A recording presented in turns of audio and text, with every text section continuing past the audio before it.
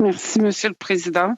Dans les études qui ont été faites pour conseiller le gouvernement, est-ce qu'il y a eu pour que le gouvernement fasse son choix pour la pension de sécurité de vieillesse, est-ce que ça a déjà été à l'étude aussi d'augmenter la PSV dès 65 ans?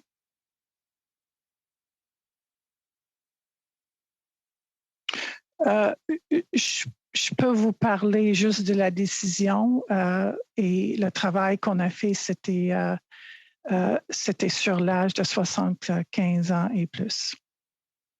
Parce que personne ne vous avait demandé de faire toutes sortes d'études. Hein? À partir de 65 ans, qu'est-ce que ça pourrait signifier?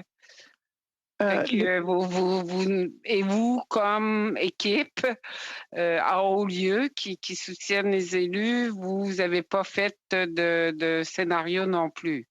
Le gouvernement a fait un engagement dans le discours du trône à faire 75 ans et plus. C'était dans la lettre de mandat de la ministre Schultz. Oui.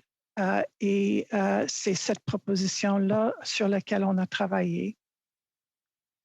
Est-ce que vous avez des statistiques? Vous avez parlé beaucoup dans les distinctions de gens qui travaillent à 65 ans.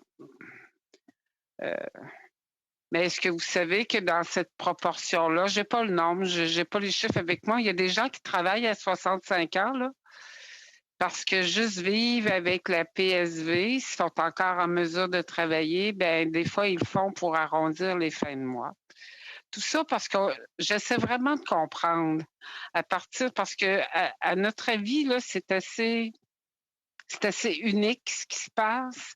À partir du moment où tu as un régime qui commence à tel âge, puis le gouvernement, c'est à raison, félicité de l'avoir ramené à 65 ans. C'est vrai, j'ai 2 minutes et demie, Monsieur le Président. Comment on peut justifier sérieusement, puis je vais prendre juste le 73 ans si on ne veut pas prendre 65. Comment on peut justifier par des chiffres puis des données que c'est probant d'agir ainsi?